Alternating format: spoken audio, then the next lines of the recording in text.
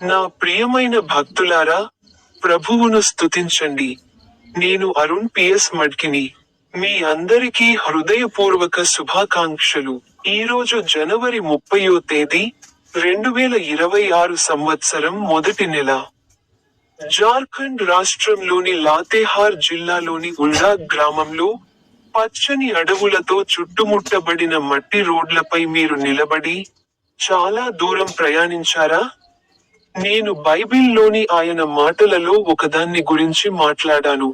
ఎఫెసీయులు 4వ అధ్యాయం 2వ వచనంలో, ఆయన ఇలా అన్నాడు.